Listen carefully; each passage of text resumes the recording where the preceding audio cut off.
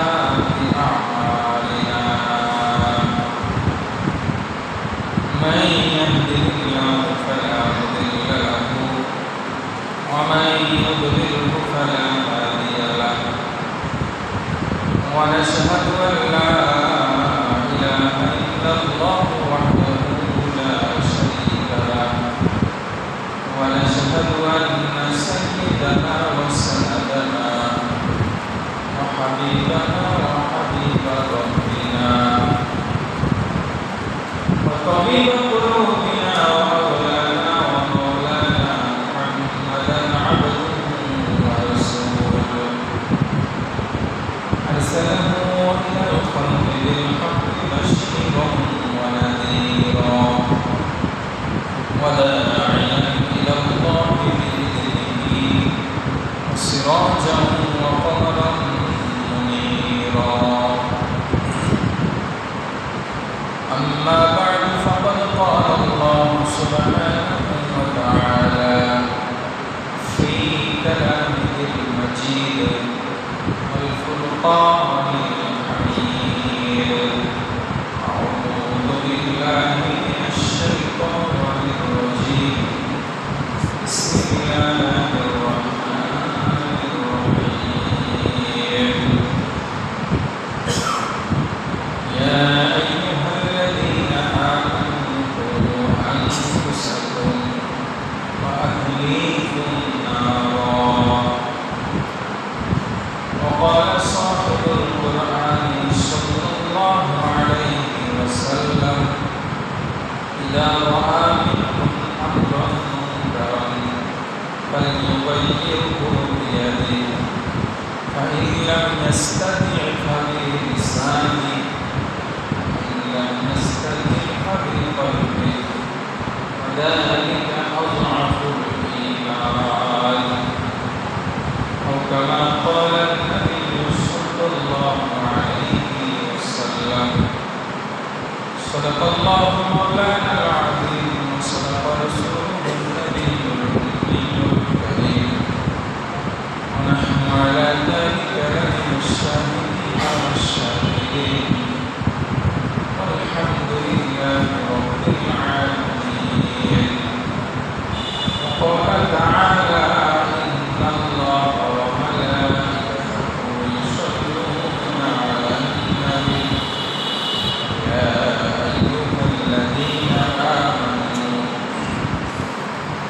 صلوا عليه وسلموا تسليما اللهم صل على محمد وعلى آل محمد كما صليت على إبراهيم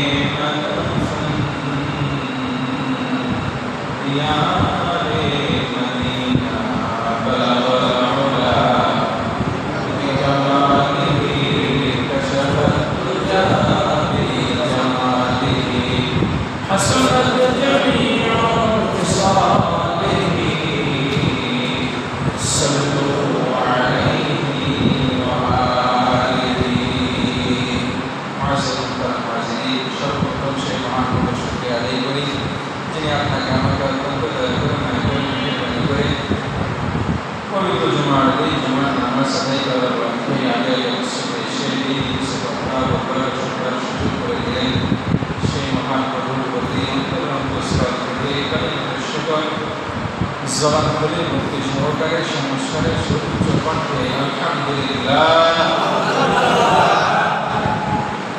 গত জুমায় আলোচনা চলতেছিল পাপের ক্ষতি সম্পর্কে। পাপের অনেক ক্ষতি, এই ক্ষতিসমূহ থেকে আমাদের বাঁচতে হলে নিজেদেরকে পাপ মুক্ত রাখতে হবে, নিজেদেরকে গুনাহ মুক্ত রাখতে হবে।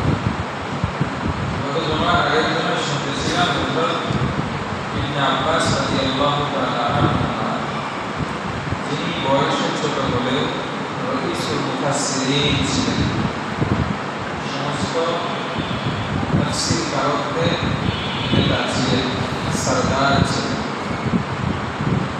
কিয়ামত পর্যন্ত তার চাইতে দামি, তার চাইতে অভিজ্ঞ, তার চাইতে প্রান্তভাষী কোনো মুফাসসির দুনিয়াতে আগমন করবে না। যার ব্যাপারে স্বয়ং নবী সাল্লাল্লাহু আলাইহি ওয়াসাল্লাম দোয়া করেছেন, আল্লাহুম্মা আল্লিমহুল কিতাব ওয়া ফাক্কিহহু ফিদ-দীন। আল্লাহ তাআলা আপনি কিতাবের ইলম দিয়ে ভরপুর করিয়া দেন, কোরআনের ইলম দিয়ে ভরপুর করে দেন। বিশ্বনবীর দোয়ার বরকতে আল্লাহ তাআলা তাকে ইলমের জাহাজ বানিয়ে দিয়েছেন। ওনাকে জিজ্ঞাসা করা হয়েছিল, রাজুলুন কাসীরুল যুনুব কাসীরুল আমাল রাজুলুন কলিলুল যুনুব কলিলুল আমাল। ব্যক্তি অনেক আমল করে, অনেক গুনাহ করে, আর এক ব্যক্তি গুনাহ কম করে, নেক আমলও বলেছিলেন লা আ'দিলু বিস-সালাম, যে গুনাহ বেশি করে, নেক আমল বেশি করে, তার ব্যাপারে আমি কিনা নিরাপদ না, সে যে কোনো মতে জাহান্নামে হয়ে যাবে। আল্লাহু আকবার। এজন্য আমাদেরকে গুনাহ মুক্ত থাকতে হবে। গুনাহ করলে অনেক খারাপ, বিবেক বিকৃত হয়ে যাবে, ইবাদতের মজা থাকবে না, অন্তর অন্ধকার হয়ে যাবে, নিয়ামত, শত নিয়ামতের মাঝে জুড়ে থেকেও নিয়ামতের শুকরিয়া আদায়ের তৌফিক জুটবে না কপালে। সবসময় হুতাশ এবং নিজের ডিপ্রেশনে ভুগতে থাকবে, নাই নাই, আরাম নাই, শান্তি নাই, অর্থ নাই, কড়ি নাই, আসলে আছে অনেক কিছু, যাকে আল্লাহ তাআলা সুস্থ একটা পরিদান করেছে, এর চেয়ে তার বড় নিয়ামত আর কিছু। আজকে আপনাদের সামনে যে আয়াতুল কারিমা তেলাওয়াত করেছি, বিশ্বনবী সাল্লাল্লাহু আলাইহি ওয়াসাল্লামের আহাদিসে মুবারাকা থেকে একটা হাদিস পাঠ করেছি। এর মাধ্যমে আল্লাহ তাআলা আমাদেরকে মেসেজ করতেছেন, শুধু নিজে গুনাহ থেকে বাঁচতে হবে না, নিজের আহাল, নিজের পরিবার, নিজের প্রতিবেশী, নিজের এলাকাবাসী, নিজের দেশবাসী, এমনকি বিশ্ববাসীকে সাথে নিয়ে আমাদের গুনাহ মুক্ত থাকতে হবে। এই আয়াত পাঠ করা এবং হাদিস পাঠ করার অন্যতম কারণ হলো, গত জমায় শেষ ভাগে গিয়ে আপনাদের কাছে আমি একটা উদাত্ত আহ্বান জানিয়েছিলাম। আলহামদুলিল্লাহ, সবাই বলে আলহামদুলিল্লাহ। আমি গত সপ্তাহ ছুটিতে ছিলাম, গত রাত্রে এসেছি, সকালে ফজরের নামাজ মসজিদে পড়ে বাসায় গিয়ে বাসা পাঁচতলায় কেশিয়ার সাহেবের বাসায় ভাড়া থাকি। তো পাঁচতলায় উঠে আমি বারান্দা দিয়ে তাকায় দেখলাম বেলকুনিতে এসে, আলহামদুলিল্লাহ আমার আহ্বানে আপনারা সাড়া দিয়েছেন। আমার নজরে কোনো এই বিশ্বকাপের কোনো ফ্ল্যাগ, কোনো পতাকা আমার নজরে আসে। আলহামদুলিল্লাহ, এটা একটা ভালো দিক, এটা অনেক ভালো দিক। আপনাদের কাছে উদাত্ত আহ্বান এটাও, এই কাজটা যেন একদম বিশ্বকাপ শেষ পর্যন্ত আমরা ধরে রাখতে পারি। এই আহ্বানের সাথে আর একটা আহ্বান ছিল, আমরা প্রজেক্টরের ব্যবস্থা করবো না, ঠিক আছে না? ইনশাআল্লাহ করবো না। কেউ যদি করে তাকে আমরা করবো, কেন করতেছো ভাই, তোমরা করবে, একা একা করবো, সেটা তোমার পার্সোনাল ব্যাপার। সবাইকে এরকম গুনাহের সরঞ্জাম কিনে দিও, ঠিক আছে না? ইনশাআল্লাহ মানুষের, যুব সমাজকে মাদক মুক্ত করার জন্য, যুব সমাজকে বিভিন্ন নেশা থেকে বিরত রাখার জন্য বলে হারাম খেলার ব্যবস্থা করা। এটা হলো আমাদের যারা সমাজ সংস্কারক, আমাদের যারা নেতা নেত্রী, তারা এই ব্যবস্থাটা করে। এটা হলো কেমন যেন কোনো ব্যক্তি পায়খানা লেগে আছে, এই পায়খানাটা পরিষ্কার করার জন্য সেই পেশাব ব্যবহার করবে। পেশাব ব্যবহারের দ্বারা বাহ্যিক যদিও পায়খানাটা দূরীভূত হবে, পায়খানা ওখানে থাকবে না, তাই থেকে শরীরের ওই অংশ অথবা কাপড়ের ওই অংশ পবিত্র হবে। বলেন পবিত্র হবে? পবিত্র হবে না, কেননা পেশাব নাজাসাতে গলিজা, এটা কঠিন না পাবে। মাদক মুক্ত, মাদক তো অবশ্যই খারাপ, নেশা অবশ্যই খারাপ। এখান থেকে বাঁচানোর জন্য যুবকদেরকে যদি আর একটা হারাম খেলার মধ্যে ডুবিয়ে দেওয়া যায়, তাহলে তারা উপকারিত হবে না, বরং আরো ডাবল ক্ষতি হবে। এর অন্যতম কারণ দ্বীনি শিক্ষা, ইসলামী নলেজ, ইসলামী জ্ঞান না থাকার কারণে। তাই আসুন আমরা আমাদের সমাজ প্রতি, আমাদের নেতা নেত্রীর দিকে খেয়াল না করে আমরা আমাদের স্থান থেকেই আমরা আত্মসংস্কার, পরিবার সংস্কার, এলাকা সংস্কার, দেশ সংস্কার, বিশ্ব সংস্কারের কাছে মনোযোগ দিই। ইনশাআল্লাহ আল্লাহ পাক আগে আমাদের ব্যক্তি জীবনে ইসলামের পূর্ণ বিধান মানার মতো মন মানসিকতা তৈরি করে ফেলি। আমাদের সমাজ থেকে এই সমস্ত অপসংস্কৃতি, গুনাহের সায়লাব যেটা চলতেছে সেটা আমরা বাধা দেওয়ার চেষ্টা করি। আল্লাহ পাক আমাদের যার যার স্থান থেকে বাধা দিয়ে সমাজটাকে সুন্দর করার তৌফিক দান করেন, আমিন। এটা না করলে কি হবে? কতগুলো আলোচনা হয়ে গেছে। এই দায়িত্বটা কি? আল্লাহ তাআলা কোরআনে বলেছেন, ইয়া আইয়ুহাল্লাযীনা আমানু। এর আগেও বলেছি আল্লাহ তাআলা কোরআনের ভিতরে মানুষদেরকে ডাক দিয়েছেন কিভাবে, কয়ভাবে। একটা ডাক হলো ইয়া আইয়ুহান নাস, হে লোক সকল। এটা হলো সাধারণ ডাক মানুষদের ব্যাপারে। এর ভিতরে মুসলমান আছে, বৌদ্ধ, খ্রিস্টান, অন্যান্য ধর্মাবলম্বী অথবা নাস্তিক, মোরতাদ সবাই এখানে আছে। নাস বলতে যাকে বোঝায়, মানুষ বলতে যার ভিতরে মানুষের বডি আছে তাদেরকে হয়। আর একটা ডাক আল্লাহ তাআলা কোরআনে হাকিমের ভিতরে অনেক জায়গায় দিয়েছেন, ইয়া আইয়ুহাল্লাযীনা আমানু, হে আমার ঈমানদার বান্দারা। এই ঈমানদারদেরকে খাস করে বিশেষভাবে আদরের ডাক দিয়েছেন। বর্তমান বিশ্বে প্রায় 600 কোটির উপরে মানুষ, এর ভিতরে 150 কোটি প্লাস মুসলমান। ওই মানুষ নামে যারা পরিচিত, এদের ব্যাপারে মুসলিম হিসেবে আমাদের আকীদা ও বিশ্বাস হলো। যারা অমুসলিম, যাদের ভিতরে ইসলাম নাই, যাদের ভিতরে ঈমান নাই, এদের ব্যাপারে আমাদের আকীদা ও বিশ্বাস হলো তারা হলো বিনা হিসেবে জাহান্নামী। বিনা হিসেবে কি বলেন? জাহান্নামী। আর এক শ্রেণীর মানুষ, এই যে 150 কোটির মতো, এই মানুষগুলি হলো ঈমানদার। ঈমানদারের ব্যাপারে আমাদের আকীদা হলো এই ঈমানদারগুলি যদি খাতেমা বিল খায়র হয়, ঈমান নিয়েই যদি কবরে যেতে পারে, তাহলে এই ঈমানদাররা জান্নাতে প্রবেশ করবে। সুবহানাল্লাহ। তবে যারা ঈমানের সাথে গুনাহ থাকবে, তাদের মাঝখানে শাস্তি হবে। আর ঈমানের সাথে যদি গুনাহ না থাকে, কি না থাকে? গুনাহ না থাকে বলে, তাহলে ওই বান্দাগুলি সরাসরি কোনো শাস্তি পাওয়া ছাড়াই বেকসুর খালাস হয়ে সরাসরি জান্নাতে প্রবেশ করবে। সুবহানাল্লাহ।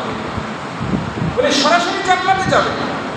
সরাসরি জান্নাতে যাওয়ার একমাত্র পথ হলো ঈমান নিয়ে কবরে যাওয়া, ঈমান নিয়ে মালাকুল মউতের সামনে পড়া এবং গুনাহমুক্ত অবস্থায় আল্লাহ তাআলার দরবারে হাজিরা দেওয়া কাল কিয়ামতের ময়দানে। যদি এটা হয় তাহলে সরাসরি কোথায়? জান্নাত। সুবহানাল্লাহ। ফারিকুন ফিল জান্নাহ ওয়া ফারিকুন ফিস সাঈর। বলে একদল বিনা হিসেবে সরাসরি জান্নাতে চলে যাবে। সুবহানাল্লাহ। এই দলের ভিতরে আল্লাহ তাআলা আমাদের সবাইকে শামিল করে নেন। আমিন। বলে এই জান্নাতি দলে প্রবেশ করার জন্য আমাদের জান্নাতি দলের যেই গুণাবলী থাকে, যেই নিজের ভিতরে যোগ্যতা থাকতে হয়, সেই যোগ্যতা সম্পন্ন ঈমানদার আমাকে আপনাকে হতে হবে। হযরত আবু সাঈদ খুদরি রাদিয়াল্লাহু তাআলা আনহু, নাম শুনছেন? না শুনলে আজকে শুনে নেন। উনি একজন জলিলুল কদর সাহাবী ছিলেন। বড় বড় সাহাবীর ভিতরে উনিও একজন। এই যে বিশ্বকাপ চলতেছে, অনেক দামি দামি খেলোয়াড়ের নাম মুখস্থ, অথচ সাহাবীদের নাম জানে না মুসলমান। কপাল পোড়া মুসলমান। যদি 50 জন সাহাবীর নাম বলতে বলা হয়, 10 জন তাও অনেকে পারবে না। আমাদের শত শত সাহাবীর নাম বলতে হবে। ঠিক আছে না ইনশাআল্লাহ? আবু সাঈদ খুদরি রাদিয়াল্লাহু তাআলা আনহু বলেন, আল্লাহর নবী একদিন আমাদেরকে বললেন, এই আমার সাহাবীরা রে, আনেওয়ালা উম্মতেরা রে, একজন মুমিনের উপমা হলো একটা ঘোড়ার মতো। এমন ঘোড়া যে ঘোড়াকে একটা মজবুত রশি দ্বারা বেঁধে রাখা হয়েছে। ঘোড়ার রশি দ্বারা বেঁধে রাখার কারণে তার দুইটা কাজ হয়েছে। কয়টা কাজ? এক নাম্বার কাজ হলো এই লম্বা রশি লাগিয়ে রাখার কারণে এই ঘোড়াটা অনেক দূর পর্যন্ত খেতে পারবে, আহার গ্রহণ করতে পারবে, পানীয় পান করতে পারবে। তবে যাইতে যাইতে যখন রশি টান পড়বে, লাগামে টান পড়বে, সাথে সাথে সে থেমে যাবে, সামনে আর যাইতে পারবে না।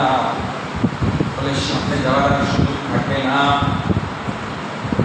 বলে এই রশিটাই হলো একজন মুমিনের জন্য একটা রশি, হলো ঈমানের রশি।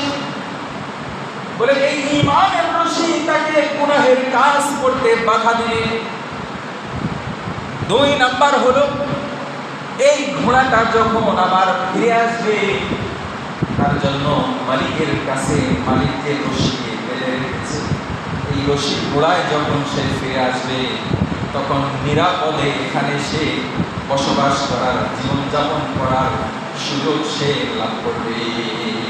বাহিরে প্রচন্ড বৃষ্টি, প্রচন্ড খরা, বলে সমস্যা নাই, ঘোড়া মালিকের ঘরে যে এসে যখন আশ্রয় গ্রহণ করেছে, বলে প্রচন্ড বৃষ্টির ভিতরেও তার জন্য ঘাসের ব্যবস্থা করবে, তার জন্য ভুসির ব্যবস্থা করবে, তার জন্য আহার এবং পানীয়র ব্যবস্থা করবে। পক্ষান্তরে এই ঘোড়া যদি রশি ছিঁড়ে দৌড় দিয়ে জঙ্গলে চলে যায়, এই ঘোড়া যেরকম আর কারো কাছে আশ্রয় নেওয়ার সুযোগ নাই, বরং ঝড়ের ভিতরে, বৃষ্টির ভিতরে পানিতে, তাকে বৃষ্টির পানিতে ভিজতে হবে। সেই একইভাবে কঠিন খরার ভিতরে তাকে ছায়ায় রাখার কেউ নাই, বরং কঠিন রোদের, এই প্রখর রোদের কষ্টটা তাকে নিজে নিজেই বহন করতে হবে, নিজে নিজেই বরদাস্ত করতে হবে, ভোগ করতে হবে। ওই ঈমানদারও যদি আল্লাহর দেওয়া বিধানের রেখাটা যদি অতিক্রম না করে, বরং কখনো যদি ভুল ক্রমে কোনো গুনাহ হয়ে যায়, গুনাহ হওয়ার পরে আর কাল বিলম্ব না করে সাথে সাথে তওবা করে নিজের রবের কাছে ফিরে আসে, নিজের প্রভুর কাছে ফিরে আসে, তাহলে প্রভু তার গুনাহগুলি ক্ষমা করে দিবে। সুবহানাল্লাহ। বলে ইবাদতিলুল সাইয়্যাত বিল হাসানাত, বলে তওবা করলে আল্লাহ তাআলা তার গুনাহগুলি তওবার মাধ্যমে হাসানাত দ্বারা পরিবর্তন করে দিবেন, নেকামত দ্বারা পরিবর্তন করে দিবেন। সুবহানাল্লাহ। এই জন্য আমাদের দায়িত্ব হলো আমাদেরকে গুনাহমুক্ত থাকতে হবে। গুনাহমুক্ত না থাকলে নিজেরও ক্ষতি, নিজের পরিবেশেরও ক্ষতি। আমার দ্বারা অন্যরা প্রভাবিত হয়ে, আমার দ্বারা অন্যরা উৎসাহিত হয়ে তারাও গুনার কাজে লিপ্ত হয়ে যাবে, তারাও পথভ্রষ্ট হয়ে যাবে।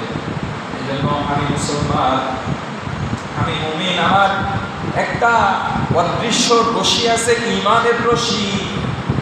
এই রশিটা আমি পার হয়ে গিয়েছি কিনা, আমি এই রশিটা অতিক্রম করে গিয়েছি কিনা, আমি সীমা অতিক্রম করে ফেলেছি কিনা, এটা বুঝার জন্য আল্লাহ তাআলা আমাদের প্রত্যেকের দিলের ভিতরে একটা বিবেক নামক, একটা কলব নামক একটা যন্ত্র আপনার কলবের ভিতরে আল্লাহ অটোমেটিক ফিট করে দিয়েছেন। আল্লাহর নবী বলেন, দা মা ইউরিবু ইলা মা লা ইউরিবু। হে আমার বান্দারা, তোমার ভিতরে যখন কোনো একটা কাজ করতে গিয়ে তোমার ভিতরে খটকা চলে আসছে, দ্বিধাগ্রস্ত হয়ে পড়েছে, আমি যে কাজটা করতেছি এটা তো করা মনে হয় ঠিক হচ্ছে না, বলে সাথে সাথে ওখান থেকে ওই কাজটাকে ছেড়ে দিয়ে, ওই কাজটাকে ছেড়ে দিয়ে তোমাকে ফিরে আসতে হবে।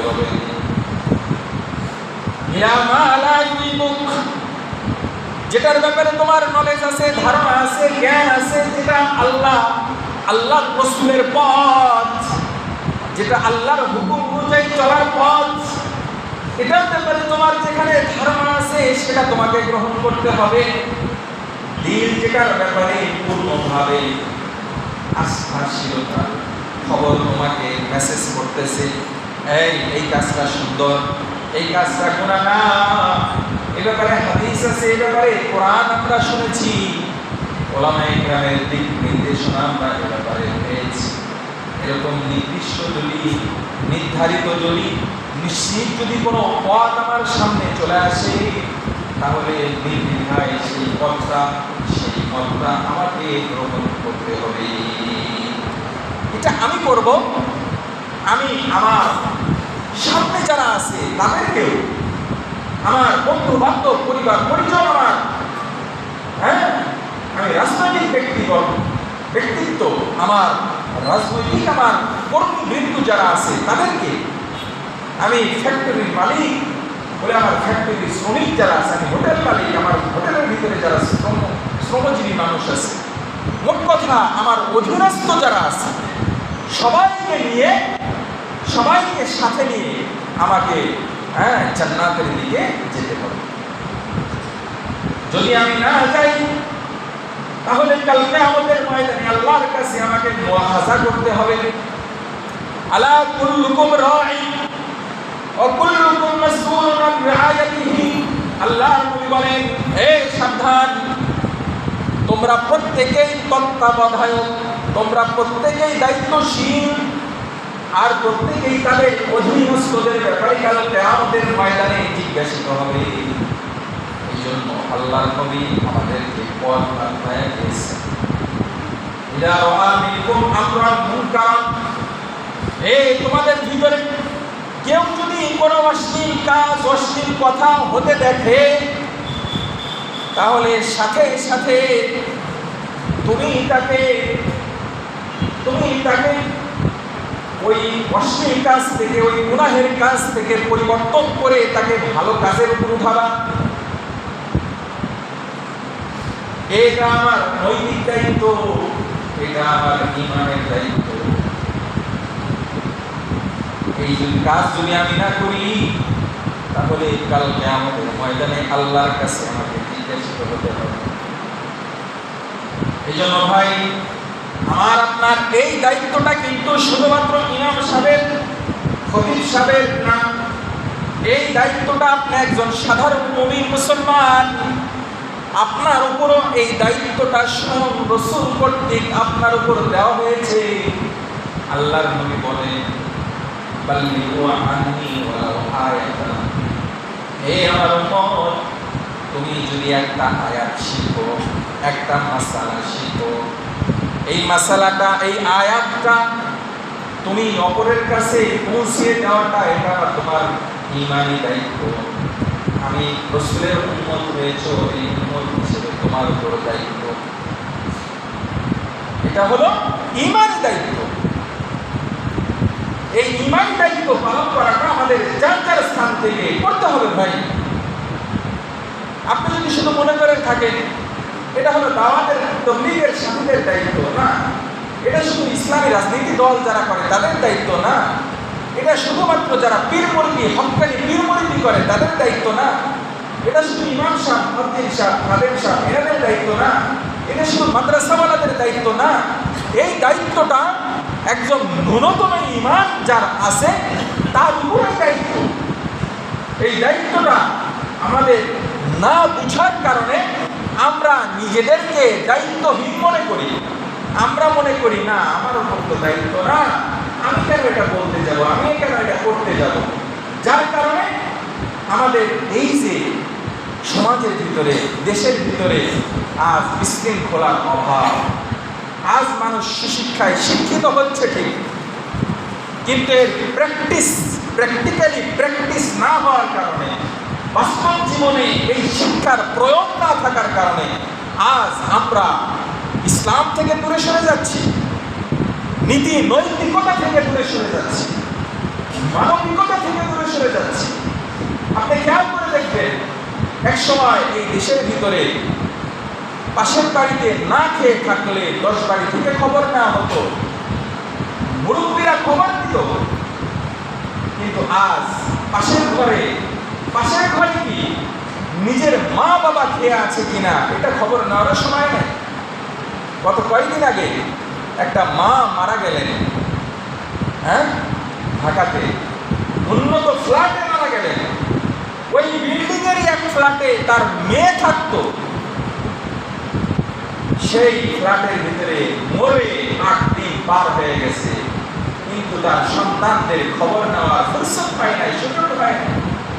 অথচ একজন উচ্চ লেভেলের শিক্ষিত বুয়েটের একজন প্রফেসর আর একজন কানাডা প্রবাসী, এক একজন উচ্চ শিক্ষায় শিক্ষিত, কিন্তু এই শিক্ষা শুধু পুঁথিগত বিদ্যা হয়েছে, কিন্তু প্র্যাকটিক্যালি শিক্ষা মা বাবা তাদেরকে দিতে ব্যর্থ হয়েছে। এই ব্যর্থতার চূড়ান্ত ফলাফল মা ঘরে মরে পড়ে আছে, পোকা দিয়েছে তার মুখের ভিতরে, শরীরের ভিতরে, খবর নেওয়ার সুযোগ পায়নি সন্তান। এই জন্য ভাই, এখান থেকে এই সামাজিক অবক্ষয় থেকে নিজেদের পরিত্রাণ পাওয়ার জন্য আমাকে আপনাকে এই ভূমিকা পালন করতে হবে। আমি নিজেও সঠিক পথে চলব। আমার বন্ধু বান্ধব, আমার পরিজন পরিচিত জন যারা আছে, আত্মীয় স্বজন যারা আছে, সবাইকে নিয়ে ভালো হওয়ার চেষ্টা করব। নতুবা শুধু মাত্র নিজের ফিকির নিয়ে যদি পড়ে থাকি, এক সময় এমন হবে নিজে ভালো জগৎ ভালো, এই প্রবাদের বাস্তব প্রমাণ কিন্তু আর সমাজে থাকবে না। অনেক সময় আমরা বলি নিজে ভালো জগৎ ভালো, অন্যের ভালো করার চেষ্টার কি দরকার আছে? আর ভাই, আরেকজন যদি খারাপ হতে থাকে, আমার ভাই যদি খারাপ হতে থাকে, এর বাজে রিঅ্যাক্ট, এর বাজে প্রতিক্রিয়া আমার উপর, আমার সন্তানের উপর, আমার সমাজের উপর অবশ্যই পড়বে। এর দ্বারা আমি নিজেও আক্রান্ত হব, এখান থেকে বাঁচার কোনো সুযোগ থাকবে না। এরকম অহরহ ঘটনা ঘটতেছে। ছেলে নেশাগ্রস্ত হয়েছে, বাবা মা তেমন শাসন করে নাই, বিবাহ করাই দিয়েছে, সন্তান সন্ততি হয়ে গেছে, নেশা ছাড়ে নাই, সন্তানদের সহ বিবিদের সহ সবাইকে হত্যা করেছে। এরকম ঘটনা অহরহ হচ্ছে। এর অন্যতম কারণ আল্লাহর নবীর হাদিসের উপর আমরা আমল ছেড়ে দিয়েছি।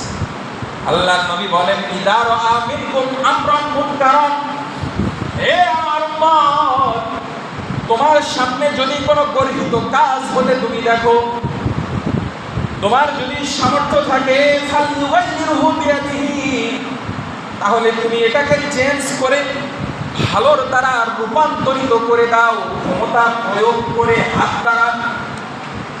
গুনাহ হচ্ছে, গুনাহ বন্ধ করে নেকি চালু করে দাও। ফাইন লাম ইয়াসতাতি ফাবিলিসানি, বলে হাত দ্বারা পরিবর্তনের সুযোগ নাই। তাহলে দিল বড় ব্যথা নিয়ে তোমার সেই বিপদগ্রস্ত মানুষটাকে, পাপের রোগে রোগাক্রান্ত ব্যক্তিটাকে দরদ ভরা হৃদয় নিয়ে তার কাছে তুমি যাও, গিয়ে তাকে বুঝাও, জবান দিয়ে তাকে পরিবর্তনের চেষ্টা করো। যদি এটারও সুযোগ না থাকে ভাবি কলমে, তাহলে অন্তর দ্বারা ঘৃণা করতে হবে।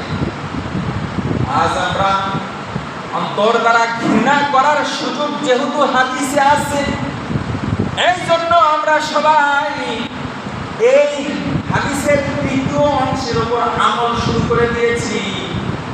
তাই তো আজ আমার সন্তান নামাজ পড়ে না, আমার তেমন সমস্যা নাই। আমি হোটেল মালিক, আমার শ্রমিক নামাজ পড়ে না, আমার সমস্যা নাই। আমি ফ্যাক্টরির মালিক, আমার শ্রমিকরা নামাজ পড়ে না, আমি তাদেরকে বাধ্য করি না নামাজ পড়তে। আমি নেতা, আমার কর্মীরা আমার কথায় উঠে বসে, আমি যদি তাদেরকে প্রেশার ক্রিয়েট করি, তাদেরকে যদি আমি ঠিক মতো ভালোভাবে বলি, তাহলে তারা নামাজ পড়বে। কিন্তু আমি তাদেরকে নামাজ পড়তে বলি না, তাদেরকে গুনাহমুক্ত রাখি না। বলে আমি যেই পেশারই হই না কেন, বলে আমার যদি এখানে কমতি হয়, বলে আমার হাত দ্বারা পরিবর্তনের সুযোগ আছে। এই জায়গায় যদি আমি অন্তরে ঘৃণা করি, কাল কিয়ামতের ময়দানে আল্লাহ তাআলা বলবেন, এই তোর তো সামর্থ্য ছিল, তুই কেন তোর অধীনস্থদেরকে সঠিকভাবে পরিচালিত করিস নাই? ওই দিন কিন্তু কোনো অজুহাত আল্লাহর কাছে গ্রান্টেড হবে না, গ্রহণ হবে না। এই জন্য ভাই, যেখানেই আমরা অন্যায় দেখব, যেখানেই আমরা অশ্লীলতা দেখব, সাথে সাথে আমাদের প্রতিবাদ হতে হবে। রাজি আছেন ইনশাআল্লাহ? হ্যাঁ, তাহলে আমিও নিরাপদে থাকতে পারবো। আজ দেখেন, এই যে ধর্ষণ আজ মহামারীর রূপ আকার ধারণ করেছে। আজ আমাদের মা বোনেরা কোথাও নিরাপদ না। এর অন্যতম কারণ হলো ধর্ষণ ধরা পড়ার পরেও তার বিচার হয় না। এই ধর্ষকের ব্যাপারে আমাদের সামাজিকভাবে কোনো নেগেটিভ, তাদের ব্যাপারে আমরা কোনো প্রভাব তাদের উপর বিস্তার করতে পারি না, বরং উল্টো ধর্ষণের শিকার নারীকে আমরা সমাজের ভিতরে হেয় করি। কথা বলে ঠিক না? বুঝতে পারতেছি? আজ একজন ধর্ষক আমরা আমাদের সমাজের মধ্যে বলি, আরে বিবাহের ক্ষেত্রে বলে ছেলে দুই চারটা ধর্ষণ করছে, ধরাও করছে, হ্যাঁ এটা কোনো তেমন সমস্যা না। তো মেয়ে যদি কোথাও ধর্ষণের শিকার হয়, বলে তার আর বিবাহ হবে না। আসলে উচিত কি ছিল? বলে ধর্ষণের শিকার ওই নারীর সম্মান বাড়ানোর উচিত ছিল সামাজিকভাবে, পারিবারিকভাবে। আমি আমার সন্তানকে বিবাহ করাবো, আমি নিজে বিবাহ করবো। হ্যাঁ, যেই ধর্ষিতা নারী, যে নিজের ইচ্ছায় ধর্ষিতা হয় নাই, বরং জোরপূর্বক তাকে ধর্ষণ করা হয়েছে, তাকে আমি সম্মান দেব। আর যেই ধর্ষক, যে ধর্ষণ করেছে, তাকে আমরা সামাজিকভাবে বয়কট করব, যে ওর সাথে আমরা মেয়েদের বিবাহ দেব না। আমরা যদি সামাজিকভাবে এরকম একটা অবস্থা তৈরি করতে পারি, তাহলে ধর্ষণ এমনি কমে যাবে। আরেকটা বিষয় যেটা হলো ধর্ষকের বিচার, যদি আমরা দ্রুত সম্পাদন করতে পারি, তাহলে এখান থেকে আমরা বের হয়ে আসতে পারি। কিন্তু না, আমরা সামাজিকভাবে, রাষ্ট্রীয়ভাবে শুধু দোষ দিয়ে লাভ নাই। রাষ্ট্রীয়ভাবে তো আমাদের সরকার তো আর ইসলামী সরকার না, তাদের কাছে তো আমরা ওই বড় আশা করে লাভ নাই। আমরা আগে নিজেদের থেকে আমরা নিজেরা প্র্যাকটিস করে আমরা ইসলামী বিধিবিধানগুলি যদি আমরা নিজেদের ভিতরে নিয়ে আসতে পারি, আর এই যে সমস্ত সরকার ইসলামী শরিয়া তারা বাস্তবায়ন করতে করতে ইচ্ছুক তাদেরকে যদি আমরা ক্ষমতায় আনতে পারি, তাহলে আমরাও সামাজিকভাবে আমরা আমাদের সামাজিক এই অবক্ষয়, এই সামাজিক নীতি নৈতিকতা আজ এই ক্রান্তিকালে আমরা সমাজটাকে সুন্দর করতে পারবো। ওদিক থেকে সরকার যদি ইসলামী হয়ে যায়, তারাও আমাদের সহযোগিতার হাত বাড়িয়ে দিলে আমাদের সমাজটা ইনশাআল্লাহ শতকরা 92%, 90+% মুসলমানের দেশে আর কোনো অরাজকতা থাকবে না। আমরা সারা বিশ্বের সামনে নিজেদেরকে মডেল হিসেবে উপস্থাপন করতে পারবো। কথা বলেন। আর যদি এটা আমরা না করি, বরং শুধুমাত্র একজন আরেকজনকে দোষারোপ করতেই থাকি, আমরা নিজেরা যদি চেঞ্জ না হই, তাহলে দেখব আমাদের এই সামাজিক অবক্ষয়, আমাদের এই ব্যক্তি জীবন, পারিবারিক জীবন, রাষ্ট্রীয় জীবন আজ যেরকম হুমকির মুখে পড়েছে, এই অবস্থাটা আরো সামনে করুণ অবস্থা অপেক্ষা করতেছে। ভাই, এই জন্য আসুন আমরা ইসলামী পথে, ইসলামী মতে, কোরআন ও সুন্নাহর আলোকে নিজেদের জীবনটা গঠন করার চেষ্টা করি। আল্লাহ পাক তৌফিক দান করেন। এই জন্য আমাদের কি করতে হবে? গুনাহমুক্ত জীবন যাপন নিজেও করতে হবে, সবাইকে নিয়ে করতে হবে। যেই আহ্বানটা গত জুমায় আপনাদেরকে দিলাম, আপনারা একটা শুনেছেন, সেটা হলো কোনো পতাকা আপনারা লাগান নাই, আলহামদুলিল্লাহ। আজকে আর একটা আহ্বান জানাই, সেটা হলো চার দোকান ভাইদেরকে যদি বলি 4 দোকানে টিভি বন্ধ করেন, তাহলে তারা বলবে ঘরের টিভিগুলো বন্ধ করার। দেখি আপনার ক্ষমতা কত করেন। ভাই, আমার ক্ষমতা জবান দিয়ে বলা। আমরা বলি আপনারা ঘরের ভিতরেও টিভির ভিতরে মোবাইল স্ক্রিনে অশ্লীল সিনেমা দেখেন না, আপনারা এই খেলা বিশ্বকাপ খেলা দেখেন না।